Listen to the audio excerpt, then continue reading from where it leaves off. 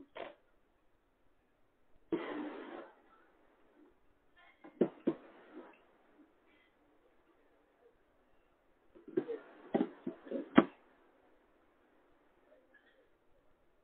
بالله من الشيطان الرجيم بسم الله الرحمن الرحيم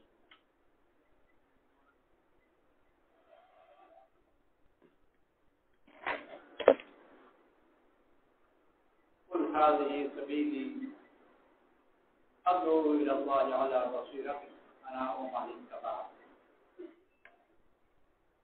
قال رسول الله صلى الله عليه وسلم والذي نفسي بيده ما حب الله المؤمن قضاء إلا كان خيرا له أو كما قال عليه الصلاة والسلام মুতাকার আগে খেয়াল হচ্ছে আমাদের যে ছোট ছোট জমাত যেগুলো আছে নিজেদের মধ্যে খোঁজ খবর নেওয়ার জন্য তো করে একটা জমাতের পক্ষ থেকে কেউ এসে একটু সংক্ষিপ্ত তার ভিতরে শোনাবে নাকি যে জমাতের ভিতর কি কি আমল হয় ইজতেমায় যে গ্রহণ হচ্ছে জোরে পরে যে আমরা একবার বসি আর কিছু মেহনত হয় ওইটা এবং এর মধ্যে যে আমলগুলো জড়িত এগুলো শোনাবে নাকি জমাতে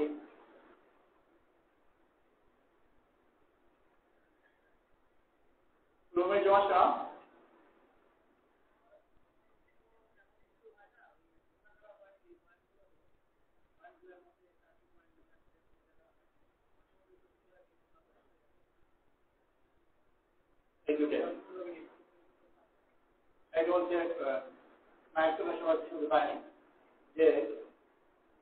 যেগুলো হয় ওগুলো আমার নিজেদের মধ্যে বোঝাকে হবে যেগুলো আর তশকিল এগুলো প্রবার চেষ্টা করা ভাই যে নিজেদের মধ্যে সারাটি সময় যদি খুব বেশি পাওয়া যায় না তবুও ইমাম সময় আছে এই সময়ের ভিতর বসে শান্তিতে মধ্যে একটু তশকিল করার চেষ্টা করি নিজেদের জমাতে হোক আর যেভাবে সাথে থাকে যখন বসলাম তুমি কথা বললাম তাহলে তশকিল করার চেষ্টা করি আর মাত্র একটা দেরি আছে এই একটা দিনের ভিতরে যদি মেহনত হয়তো যদি তশকিল হতে পারে সেটা জমাত বেরোবে নগদ যদি তশকিল হয় ভালো কথা নাও যদি হয় পরবর্তী তশকিল ইত্যাদি করা সম্ভব হলে পরবর্তী তশকিল করার পাশে ঠিকানা ইত্যাদিও নিয়ে যাওয়া এখানে সব আর বিশেষ করে ইজতেমায় আমাদের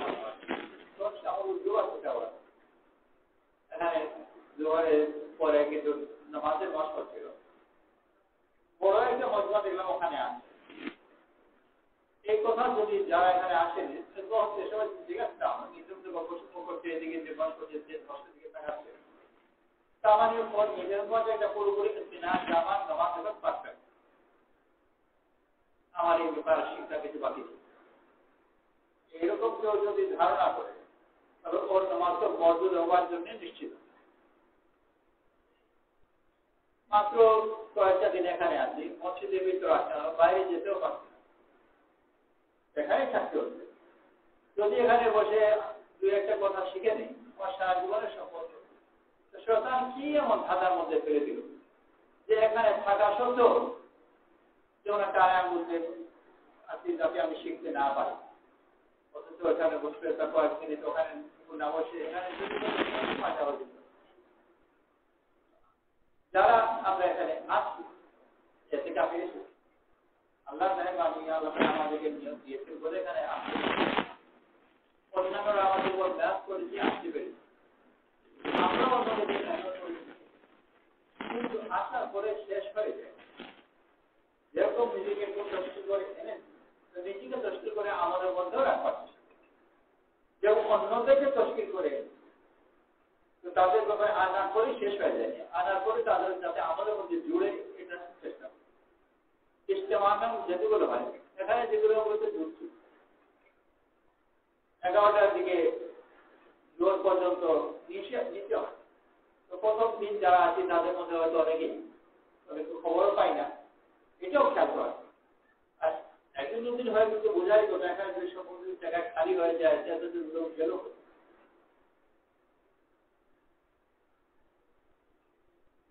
যে নিচে যে আমাদের হয় সেটা শরীর ওখানে আমল করতে শরীর হয় অর্থাৎ ইজতেমায় আমাদের শরীর হয় তখন সময় জলসতা আমাদেরকে অন্য কোনো ধাঁধার মধ্যে ফেলে না দেয় যে আমি কিছু জিকির করবো, তিলাওয়াত করবো, ইত্যাদি ইত্যাদি। তার ইজতেমাই আমল যখন থাকে তখন ওর সাথে জড়িয়ে যাওয়াই কিছু যে ব্যতিক্রমী অবস্থা আছে, আমরা সেই ব্যতিক্রমের মধ্যে পড়ি। যেদিন আমরা সবাই নিয়োগ করি ইনশাআল্লাহ মাত্র একটা দিন আসতে সব ইজতেমা আমল করতে যোগ্য, আর নিজেদের মধ্যে আলাপ আলোচনা করতে চেষ্টা করবো যদি কি কাউকে কোনো গাফিলতির মধ্যে আছে, আমরা কি মানুষের অভ্যাসের মধ্যে আছে, আমরা নিজেও গাফিল হয়ে যাই। আমি যদি গাফিল হয়ে যাই, অন্য কেউ যেন আমাকে মনে করিয়েছে, অন্য কেউ গাফিল হয়ে আমি তাকে মনে করিয়ে দিই। ইনশাআল্লাহ আল্লাহ সবাইকে করবে। আল্লাহ তাআলা যে আমাদেরকে এখানে আসা করতে যাতে আমরা দিনের উপর চলতে পারি। দিনের কিছু অংশ আছে সহজে দেখা যায় আর সহজে পড়াও যায়, আরো বড় অংশ আছে অত সহজে দেখাও যায় না, অত সহজে পড়াও যায় না, কিন্তু সবগুলো দিয়ে আল্লাহ তাআলা মুসা আলাইহিস সালামের মাকে বললেন, তোমার ছেলেকে অর্থাৎ মুসা আলাইহিস সালামকে বাক্সতে ভরে, এর আগে কিছু কথা আছে ওটাতে যাচ্ছি না, বাক্সতে করে নদীতে ফেলে দেন। কালকে মিডিয়াম পানি ফেলবে, ওয়ালা তাখাফি ওয়ালা তাহজানি, ভয় পেও না, তুই চিন্তা করো না। আমরা অনেক সময় খেয়াল করি না, যদি তর্জমা পড়তে মনে করা যায়, ভাবি যে এখানে হুকুম একটা যে বাচ্চাকে বাক্সতে করে পানিতে ফেলে দাও। হুকুম একটা না, হুকুম তিনটে। পানিতে ফেলে দেওয়া একটা হুকুম, কালকে মিডিয়াম ওয়ালা তাখাফি, ভয় পেও না, এটাও একটা মুস্তাকিল হুকুম। ওয়ালা তাহজানি, এটা আরেকটা হুকুম। হুকুম তিনটে, হুকুম একটা। যদি এখানে শুধু পানিতে ফেললেন আর ভয় পেতে থাকলেন, দুশ্চিন্তা করতে থাকলেন, তাহলে এক হুকুম আদায় হলো তিনটার মধ্যে। কথা হলো যে পানিতে ফেলে দাও একটা বাহ্যিক আমল, এটা পারা যায়। ভয় এমন ধরনের জিনিস যে ভয় পাবো না বলতে যে ভয় দূর হয়ে যায় তা তো না, অজান্তে ভয় ঢুকে যায়। দুশ্চিন্তাও এমন ধরনের জিনিস, এটা সম্পূর্ণ নিজের নিয়ন্ত্রণ নেই। যেগুলো নিয়ন্ত্রণ আছে, যেগুলো করবার সেগুলো তো করা, যেটা সরাসরি আমার নিয়ন্ত্রণের মধ্যে নয়, ওটার জন্য আনুষঙ্গিক যেসব আমল আছে যেগুলো করা যাতে করতে আসে সেটা। যেমন ইখলাস, শুধু আল্লাহর ওয়াস্তেই হওয়া, শুধু আল্লাহর মহব্বতেই হওয়া, এটা ইচ্ছা করলেই যে হয়ে যাবে, মনে না মনে জিনিস চলে যাবে। আল্লাহর ওয়াস্তেই নামাজ পড়ছি, কিন্তু আবার এইটাও যদি খেয়াল হয় যে আমার নামাজগুলি দেখছে, অবশ্য কিছুটা হলেও হয়, আর এগুলো তো নিয়ন্ত্রণ থাকে, মনের মধ্যে কথা ঢুকে যায়। বাদশার বাড়িতে একজন আলিমকে দাওয়াত করা হলো, অন্যান্য আলিমরা ছিলেন। ওখানে গিয়ে বাদশার বাড়িতে গিয়ে দাওয়াতের মধ্যে একটু বেশি খেলেন, অল্প অল্প খেলেন। বেশি খাওয়া বাচ্চা বলবো যে কি আলিম বলে পেট করে খায়, লম্বা নামাজ পড়বে।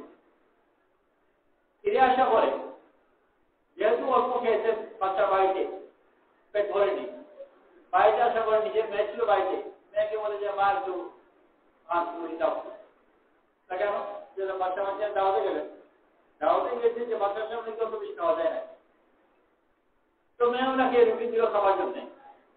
আর মেয়ে সাদা সিধা ছোট মেয়ে ছিল, মেয়ে বলছে আব্বা নামাজটাও আবার করে নিয়ে।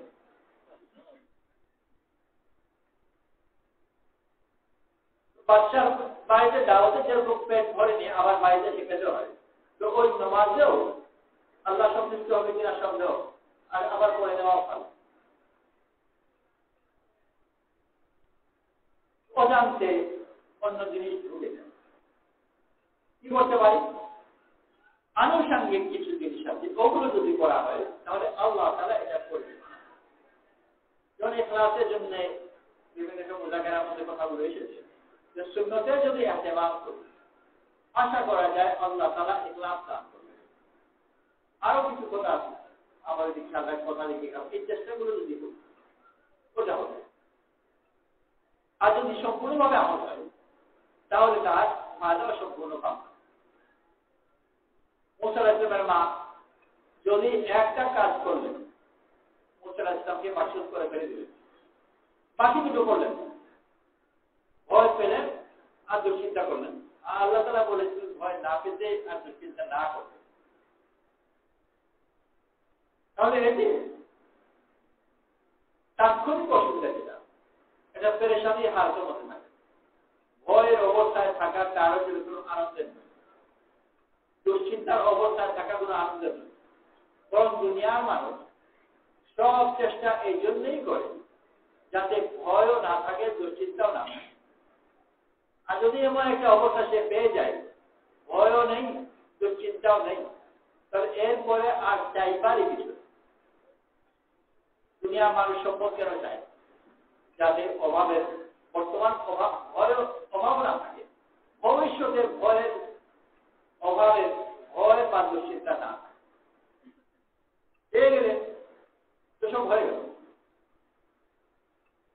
একটা যদি আমল করেন কিন্তু মনে ভয় রয়ে গেল, দুশ্চিন্তা রয়ে গেল, এটা পেরেশানির মধ্যে জীবনটা।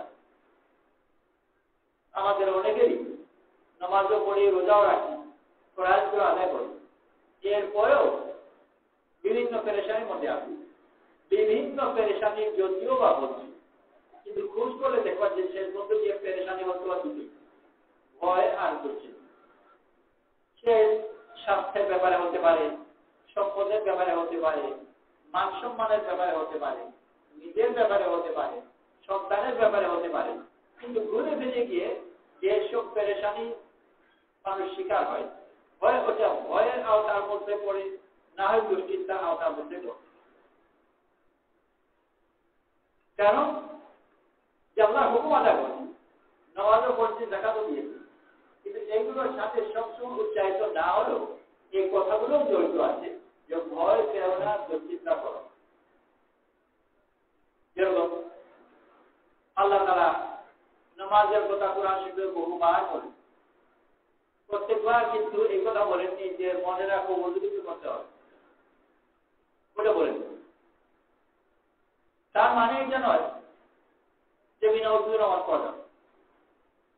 যদিও নামাজের কথাই বলেছেন, ওযুর কথা বলেননি, কিন্তু নিজে থেকে এইটা জেনে রাখতে হবে যে ওযু করতেই। ওরকম অনেকগুলো কথা আছে যেগুলো বলা হয় না, কিন্তু ওইটা এর ভেতর শামিল আছে। সেই সব কথার মধ্যে আছে এই কথাগুলো যে ভয় করো না, দুশ্চিন্তা করো। এর জন্য আল্লাহ ঈমান এবং ঈমানী মেহনত সমূহ দিয়েছেন, ঈমানী পরিবেশে থাকার আদেশ দিয়েছেন। পুরো মাসআলাটি ঈমানী পরিবেশে থাকো, তাকওয়া অর্জন করো।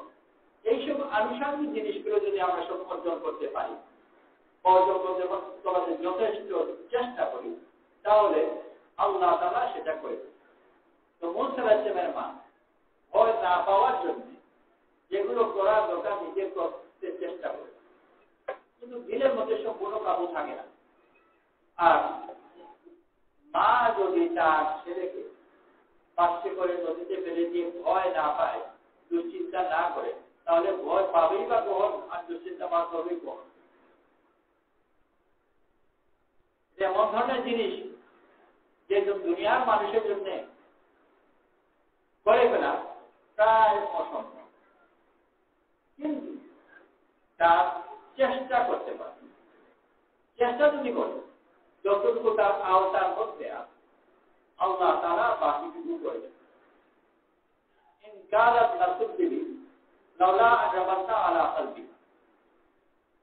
মুসা আলাইহিস সালাম সম্বন্ধে আল্লাহ বলেন যে ভয়ের কারণে বা দুশ্চিন্তার কারণে ছেলে নদীতে আসে, এইটার কারণে হয়তো উনি প্রায় কথাটাকে প্রকাশ করে দেন।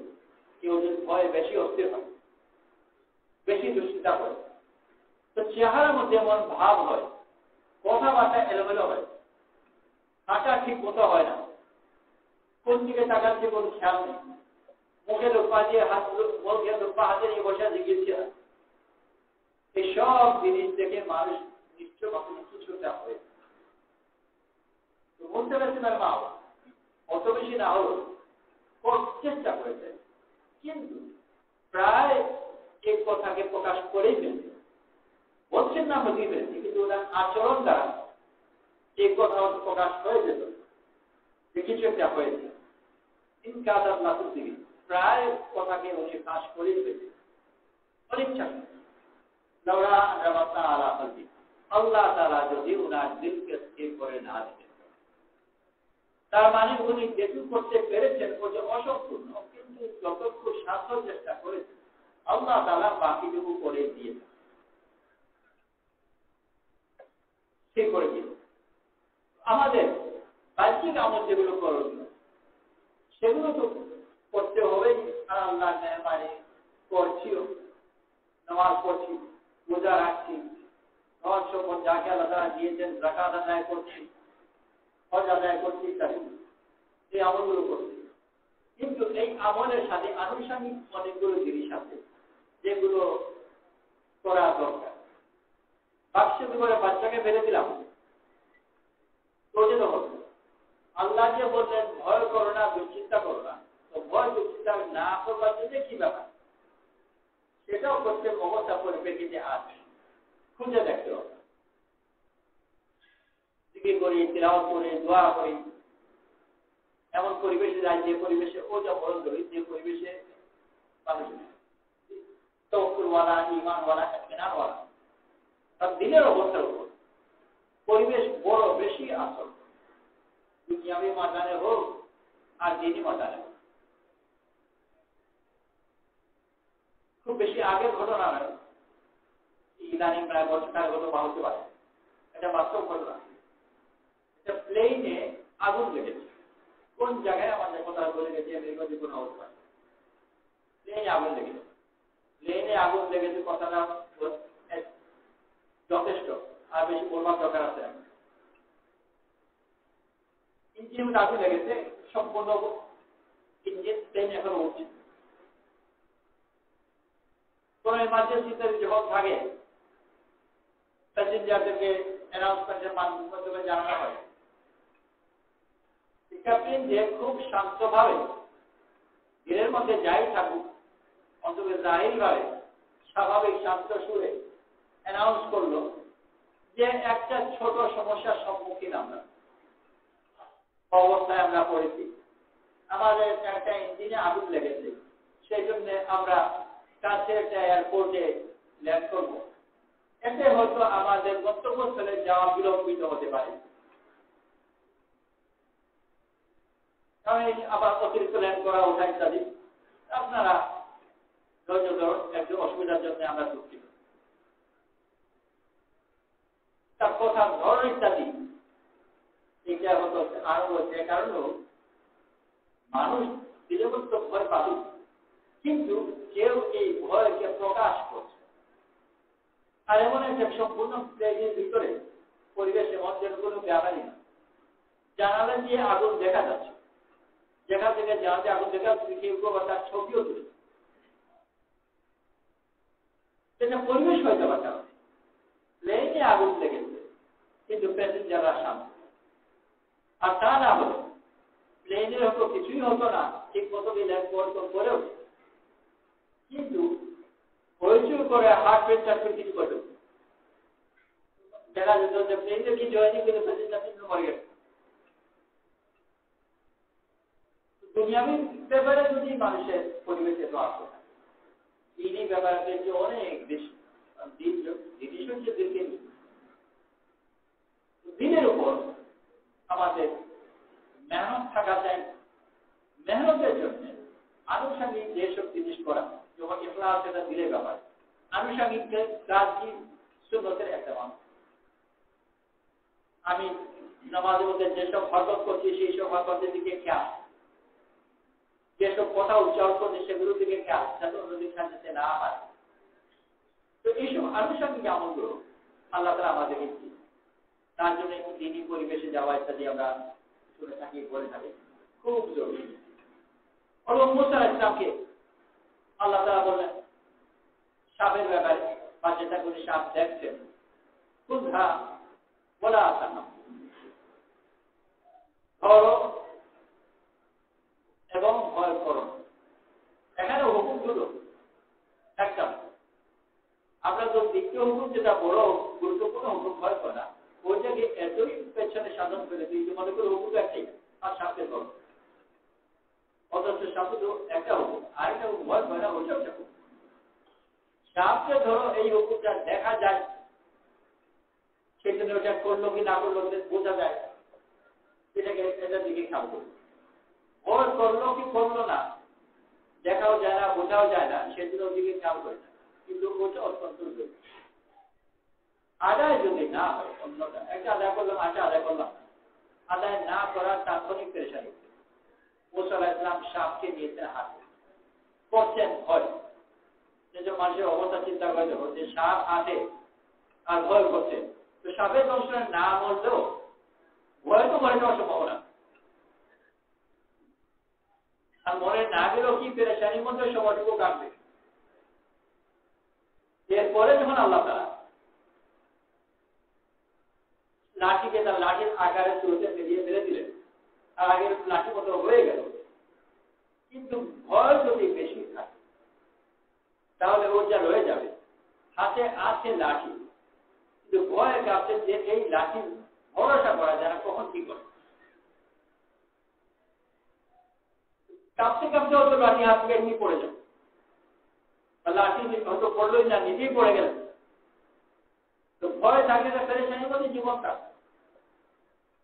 কিন্তু আল্লাহ তাআলা ওই হুকুম আদায় করেছে, আর যেরকম ওই হুকুম আদায় করার জন্য আনুষঙ্গিক যে কাজগুলো আছে সেগুলো করেছেন আল্লাহ তাআলা দিনের মধ্যে রূপতা সৃষ্টি করেছে, এতে ওই পেরেশানি থেকে বেঁচে যাবে। বনি ইসরাইল একটা পেরেশানির জাহির সুরতের মধ্যে পড়ে। ফেরাউনের বাহিনী হাওয়া করে এসেছে, আর সামনে সমুদ্র, ওরা পেরেছের মধ্যে পড়ে। আমরা তো ধরা খেয়ে গেলাম। মুসা আলাইহিস সালাম উনি যে আমল করছেন, উনার আমল পরিপূর্ণ। আমলের জাহির সুরত আছে, আর আমলের আড়ালে পেছনে কিছু আন্তরিকতার দাম।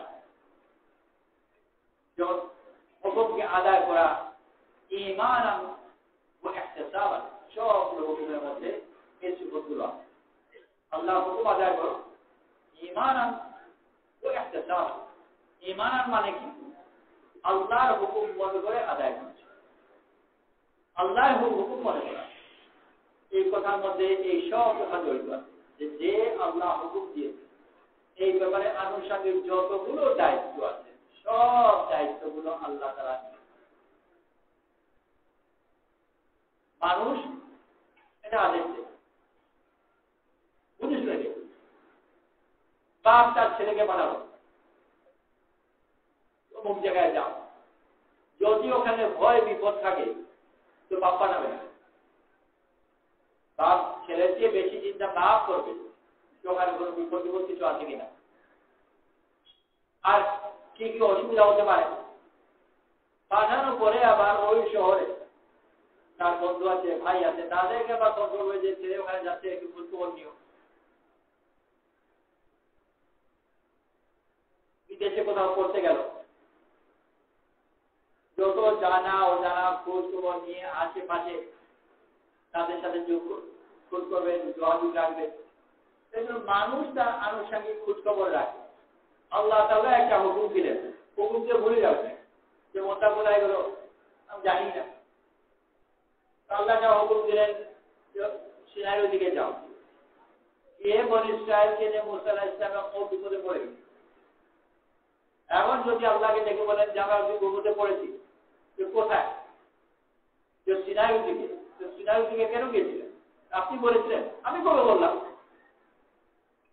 আল্লাহর মনেই নাই, এরকম অবস্থা নয়। হুকুম দিয়ে মরে গেছে এবং গিয়ে বিচার মার খাচ্ছে আল্লাহ জানেনি না, তারপর আল্লাহ হুকুম দিয়েছেন, আল্লাহ পাঠিয়েছেন, আল্লাহ নজরের মধ্যে রাখছেন।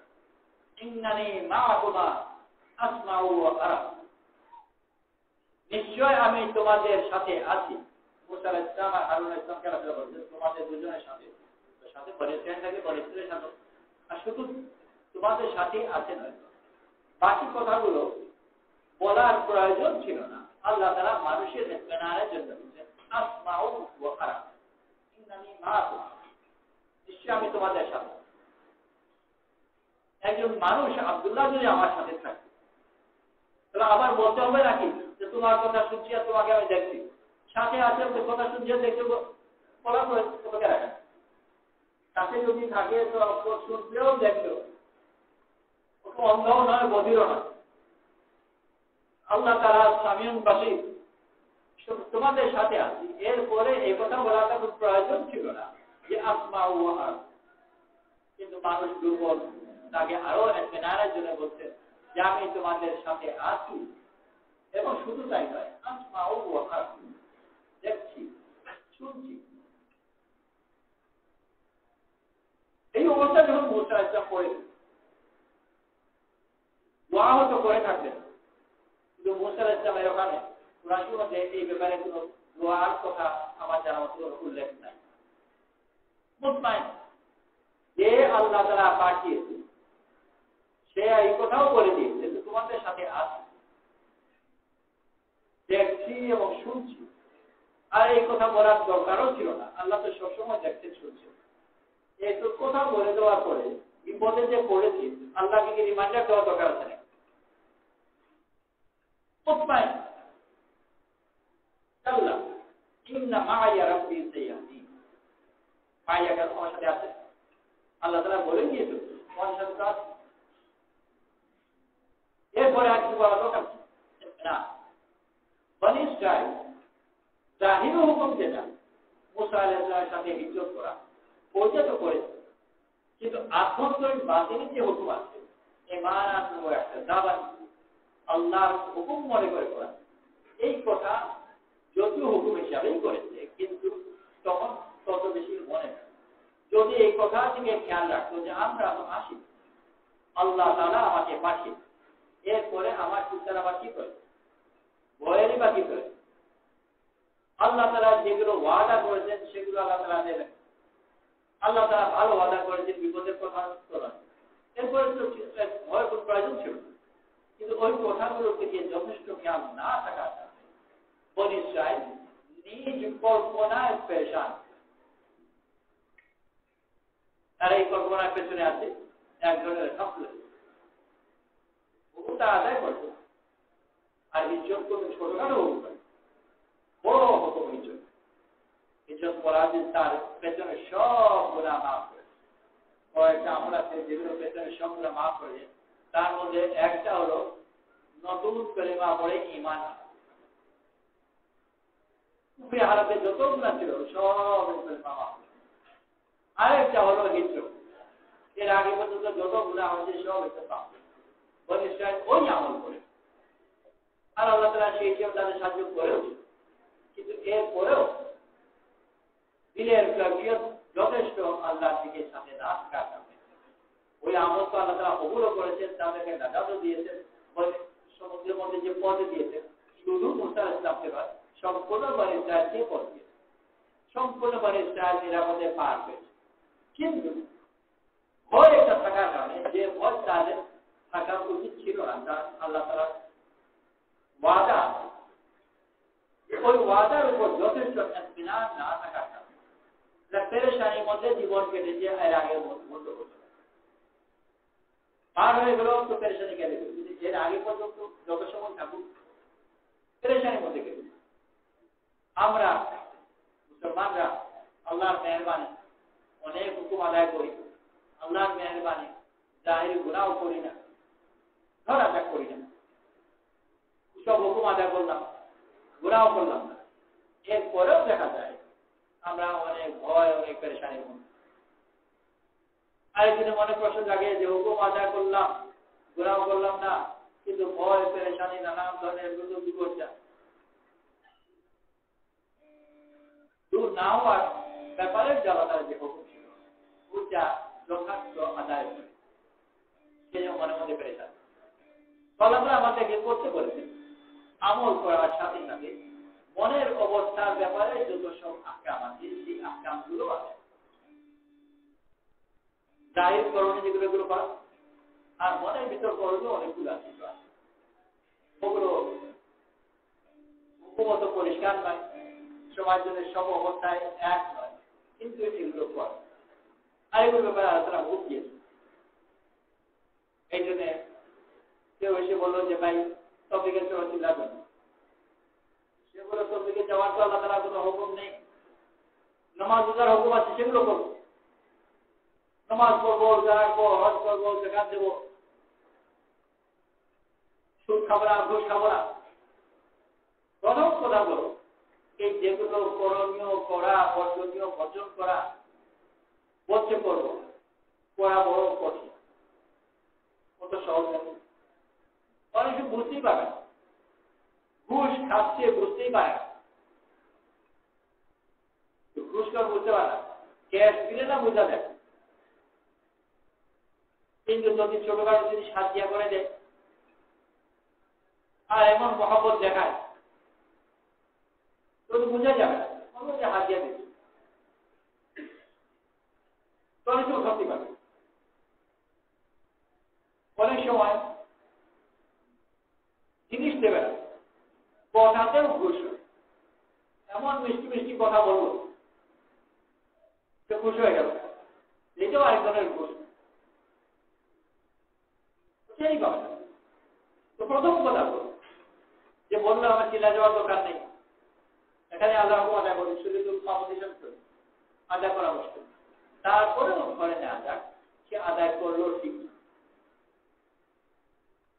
ফরজ আদায় করলো ওয়াজিব আদায় করলো সুন্নতুল মুআক্কাদাও আদায় করলো হারাম থেকে মাকরুহ তাহরিম থেকে বেঁচে থাকলো যদি এগুলো করেও আবার বলছি করা কিন্তু সহজ ব্যাপার না তাই অসম্ভব যদি করেও তারপরেও আদায় এই জন্য আদায় জাহিরি করণীয় আর জাহিরি বর্জনীয় এগুলো শরীয়তের একটা হুকুম বাকি অনেকগুলো হুকুম আছে যেগুলো দিকে আমাদের নজরই যায় না যে হুকুম খেয়ালই করি বুঝে বললাম মুসা আলাইহিস সালামের মাকে বললেন যে বাচ্চাকে 500 কিছু করে নদীতে ফেলে দাও ভয় করো না দুশ্চিন্তা করো না এইটা কোরআন শরীফের তর্জমা শোনানোর পরে মনবাকে যদি জিজ্ঞেস করা হয় ভাই মুসা আলাইহিস সালামের মাকে আল্লাহ তাআলা কি হুকুম দিয়েছিলেন বলবে 500 করে নদীতে ফেলে দেওয়ার হুকুম দিয়েছিলেন আর কি তারিখে বলবে 500 করে নদীতে ফেলে দেওয়ার হুকুম আর কি আর তো কিছু নয় 500 করে নদীতে ফেলে দেওয়ার হুকুম আর কিছু করতে বলেননি না কিছু করতে বলেন ভয় পেও না দুশ্চিন্তা পেও না আল্লাহ তাআলা বলতেন যে ওইটা তো হুকুম নয় ওইটা তো আল্লাহ বললেন ওটা হুকুম নয় হুকুম তো 500 করে নদীতে ফেলে দেওয়া হুকুম যে একটা আছে খেয়ালই করে তো আদায় করে বোঝায় মুসা আলাইহিস সালামকে আল্লাহ তাআলা হুকুম দিলেন লাঠি মেরে দাও তারপর কি হলো যে তাকে সাপের মতো দিলেন তারপর আল্লাহ তাআলা কি বললেন যে লাঠিকে ধরো আর কি আর কিছু আল্লাহ তাআলা বললেন লা ওরা তাকা হ্যাঁ বলেছে কিন্তু আল্লাহ লাঠি ধরতে বলেছে ওলা তাকা যে একটা হুকুম যদি খেয়ালই যায় তো হুকুম যখন খেয়ালই করলাম না আদা করবো দেখো অনেক একটু বড় একটা অংশ আছে আমাদের দৈনন্দিন জীবনের মধ্যে আল্লাহ তাআলা আমাদেরকে নামাজ পড়তে বলেছে এই নামাজের উপর মন পায় থাকতেও বলেছে শরীয়তে বলে থাকতে আমল করতে বলেছে এটা আনন্দের সাথে তৃপ্তির সাথে আদায় করতে বলেছে যাকাত দিলাম নামাজ পড়লাম কিন্তু যাকাত দিলাম আদায় করলাম যারা 500 টাকা যাকাত দেয় যাকাতের পরে 500 টাকা হয়ে গেলে তাও যায় না কিন্তু অল্প মনে করা যায় 1000 টাকা যাবে তার কাছে সঞ্চিত টাকা একেবারে কম তো বাচ্চা কত টাকা হয়ে তাও যায় না 1000 টাকা যাকাত তা বলতে পারছে না তো যাই হোক একেবারে যা সঞ্চিত হিসাবে কম টাকা তার কাছে আছে আর সেই টাকা সে যাকাত দিবে ওগুলো খুব বড় অঙ্ক নয়, টাকা দিলে শেষ হয়ে গেল। যাদের অনেক টাকা আছে, জাকাতি হয়তো কোটি হিসেবে চলে আসে, কিন্তু সে জাকাত আদায় করে, ধরেন 1 কোটি টাকা জাকাত আদায় করে, কিন্তু যখন আবার হিসাব করে দেখবে 1 কোটি টাকা জাকাত আদায় করে, আবার যদি ব্যবসা চিন্তা ইত্যাদির মধ্যে থাকে, তাহলে আবার এই কথা ফেরত হবে যে 1 কোটি টাকা দিয়ে এই কাজটা করতে পারতাম, খুব প্রফিটেবল। 1 কোটি একেবারে কম টাকা না, মনে হোক কতটা আসবে,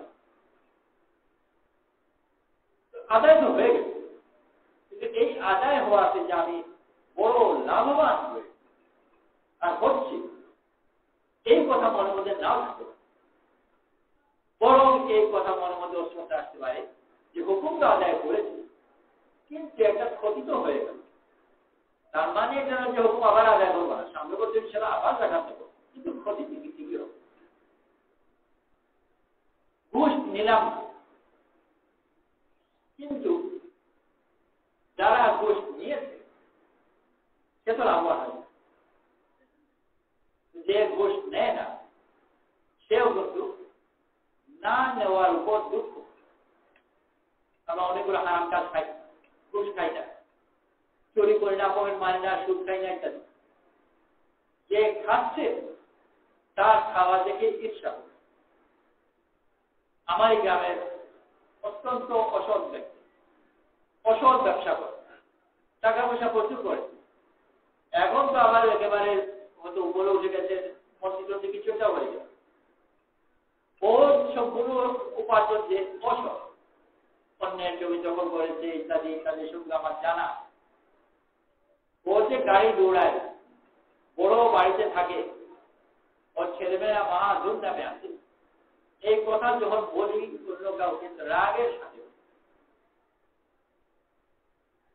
সেটা চোর বদমাশ আর কি ধুম নামতে রাগ, খুব রাগের সাথে। আমি যে একটা রাগের সাথে তার চর্চা করছি, এই রাগ প্রমাণ করে যে মনে মনে ঈর্ষা,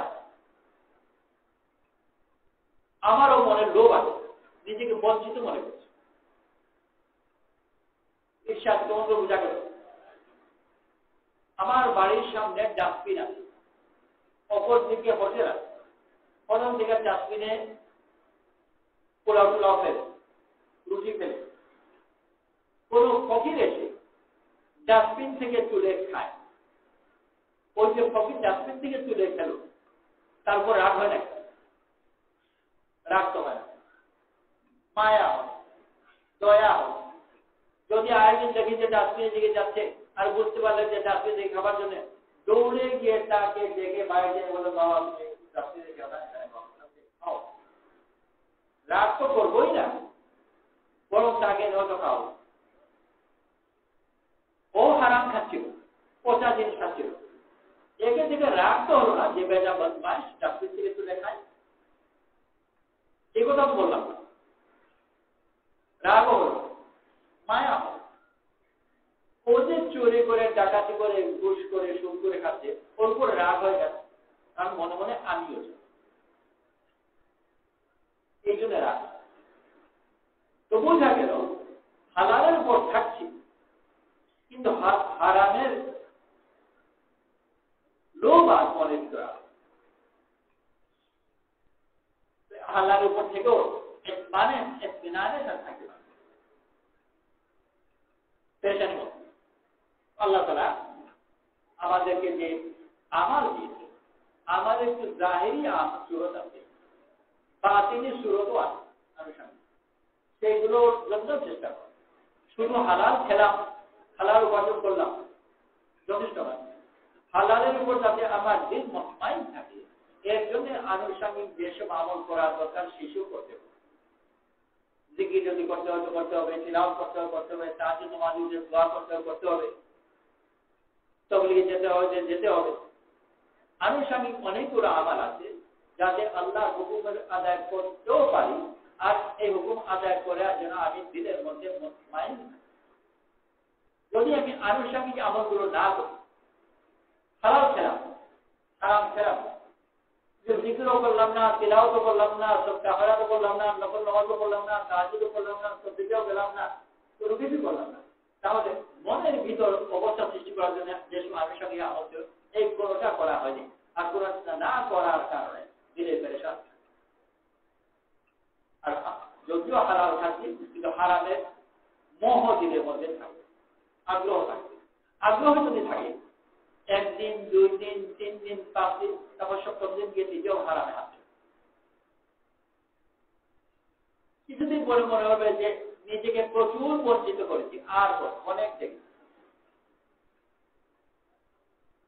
আর এসব বোকামি না। তো যেটাকে এক সময় সে মনে করে হারাম, সেও বলে বোকামি না, কারণ দিনের মধ্যে আমি অর্জন করবার জন্য যেগুলো কাজ করা করছে সেটা করি। মুসা আলাইহিস সালামের মা বাচ্চাকে নিতে পেরেছে, এর সাথে আল্লাহ তাআলা যে বলছেন লা তাখাফি ওয়া লা তাহজানি, এই ব্যাপারেও যা করবার সাধ্যমতো করে, সাধ্যমতো উনি যোগ্য করবার করেছেন। এরপরে আল্লাহ তাআলা বাকিটুকু করেছে।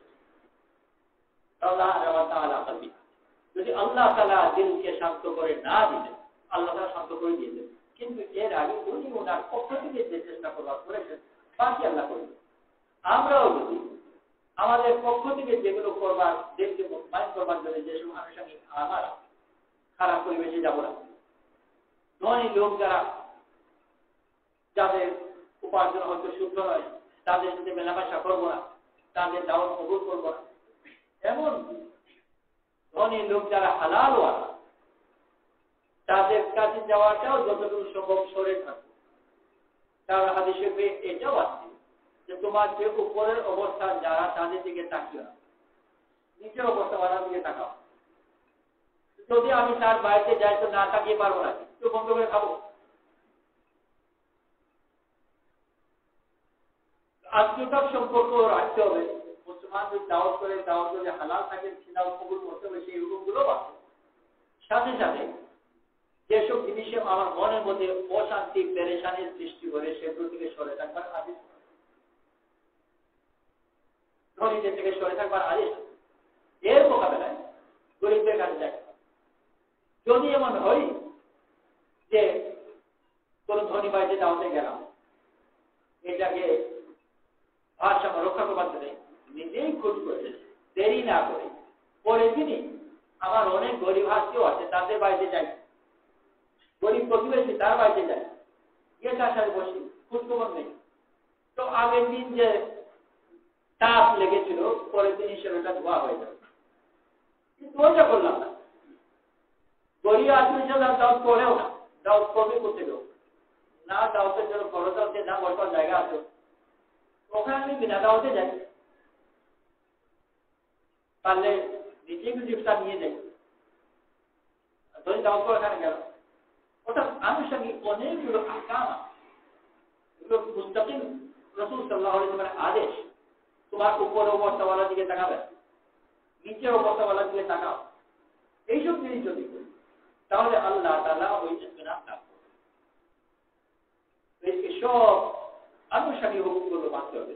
না মানলে শুধু নামাজ রোজা করলাম, জাহিরি ভাবে যেগুলো করলাম, যে আদায় করলাম, ওয়াজিবাত আদায় করলাম, বা কিছুই বেশি থাকলাম, কিন্তু এতেও যথেষ্ট হবে না, দিনের মধ্যে পেরেশানি হবে। আর পেরেশানি যদি বেশি হয়, এক সময় আমল থেকে আবার বের হয়ে যাওয়ার আশঙ্কা হয়। অনেক লোক দেখা যায় সারা জীবন সে চাকরি করেছে, ঘুষ খায়, তার সহকর্মী ঘুষ খেয়েছে, যে ঘুষ খায় সে ঘুষ দেয়, তো সে ঘুষ দিয়ে তার প্রমোশন হয়েছে, অনেক উপরে উঠেছে। কাজও যেহেতু এমন বেশি বুদ্ধিমান তাও না, কিন্তু অনেক প্রমোশন হয়, বিভিন্নবার টাকা পয়সা বলতে হয়েছে, তার এখন গাড়ি বাড়ি ইত্যাদি আছে। আর নিজে ঘুষ খায়ও নেই, ঘুষ দেয় নেই, প্রমোশন হয়নি, কোন একজন ঝুঁকির মধ্যে আছে। এখন দুজনে রিটায়ার করে, একজন রিটায়ার করে বড় বাড়িতে থাকে, গাড়ি হাঁকায়, আরেকজন রিটায়ার করে তার একটা সাইকেলও নেই, দুঃখ করে বলে এই জমানায় সততার দাম নেই। এই যে কথাটা বলল, আল্লাহ যদি মাফ না করে, এই কথাতে কুফরের ফতোয়া হতে পারে। সততার দাম নেই। সততা কার হুকুম? আল্লাহর হুকুম। আল্লাহর হুকুম দিয়েছে, এই হুকুম আল্লাহ নিজেই দাম দিচ্ছে না। আল্লাহর উপর এর চেয়ে বড় অপবাদ আর কি হতে পারে?